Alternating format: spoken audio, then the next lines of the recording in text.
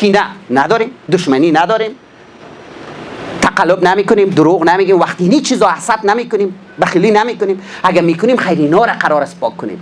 خانه ما خیر کونه باشه، ولی بد وقتی است که ذهن ما کونه باشه، وقتی ذهن ما منفی باشه، این بسیار بد است.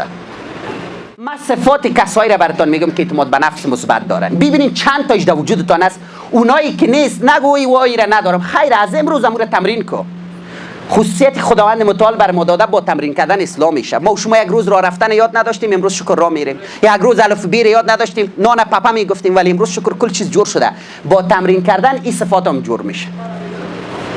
اولین گپی است که آدمی که اعتماد به نفس داره دنیا را یک گلستان میبینه. دنیا به نظرش خوب است که بعضی خارها گل داره. بله مردم خوب است، یگام تا آدمای بد پیدا میشه. اگه احتیاط کنیم خار ما را آسیب زده نمیتونه. اگر ما متوجه زندگی خود باشیم، ما دانش خود بلند ببریم، ما خدا انسان آگاه بسازیم، کسی بر ما صدمه نمیرسونه. اما کسی که اعتماد به نفسش منفی است، چیمونا دنیا را خارستان میبینه، یگام تا گل در بینش است. یعنی تا کتش گپ میده نه مردم چندان مردم نیست، شرایط جور شدنی نیست، کلیگی بد است. وقتی میبینین یک کسی کل چیز بد دیده میره، بفهمین اعتماد به نفسش منفی است. و اگر خدا اینا خواسته خودت هم ذهنک مبارکت خراب شده ای اصلاح بسازه، عیف نکرده که تو اینجا کلی چیز بد ببینی.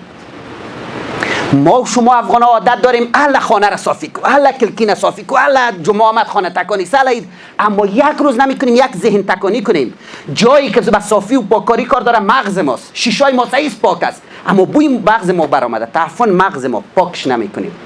جایی را که باید پاکاری کنیم، جایی را که باید مرداریایش پاک کنیم، اون مرداریا چی است در ذهن ما؟ کینه نداریم، دشمنی نداریم، تقلب نمی کنیم، دروغ نمیگیم، وقتی هیچ چیزا حسد نمی کنیم، بخیلی نمی کنیم. اگر میکنیم خیر اینا را قرار است پاک کنیم.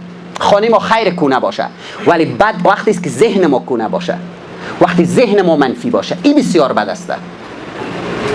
دومین باور، کسی که اعتماد به نفس مثبت داره انتظار زیبایی را از دنیا داره، انتظار خوبی را داره، میگه خوب میشه، انتظار دوستی و صداقت داره، مهربانی و لطافت و وفاداری را داره. میگه مردم خوب است، مردم وفادار است، زندگی خوب میشه. اما کسی که اعتماد به نفسش منفی است، کل از این برعکس است. دنیا را زشت میبینه، منتظر بدیاست، فکر میکنه هر روز بد شده میره. نصف مریضای معاینه خانی ما کیا است؟ از ترس و وحشت آینده. که حالا صبح چطور خواهد شد، حالا یک سال بعد چطور خواهد شد. او خواهر گل مو برادر، خدا نداری؟ خداوند متعال هست. ما تو قرار است امروز خوب زندگی کنیم. مشکل ما و شما افغانایی است که ذهن ما در حال نیست. ذهن ما یا آینده است یا در گذشته و این بدبختی است. پیش بودا میگه اما کسایی که در وقت دود کششاو اینا آمدن، هر کس از کرامات خود گپ میزد. یک گفت من سر او را میرم، یک گفت من دوا پرواز میکنم، هر کس کرامات میگفت. گفت تو چی کرامات داری؟ گفت من یکی از اینا رو ندارم، من فقط در حال زندگی میکنم. وقتی نان میخورم تنها نان میخورم، وقتی درس میخونم تنها درس میخونم، وقتی دستون فستم تنها دستون فستم. کلش قبول کرد، گفت بله کرامت تو از کل ما کده بالاست. این بسیار مهم است در زندگی که ما در لحظه در اونجا باشیم. ما چی میکنیم؟ دستون درسی فکر ما در خانه است، در خانه هستیم فکر ما در چکر است، در چکر میریم اونجا رنج میبریم، پس امتحان چطور میشه؟ این جای دمو جایی که باید باشیم نیستیم. ما قرار زندگی است که امروز خوب زندگی کنیم. امی لحظه که اینجا هستیم کل فکرها را الا بدیم. ما فعلا اینجا هستیم، از این لحظه باید خوب استفاده کنیم.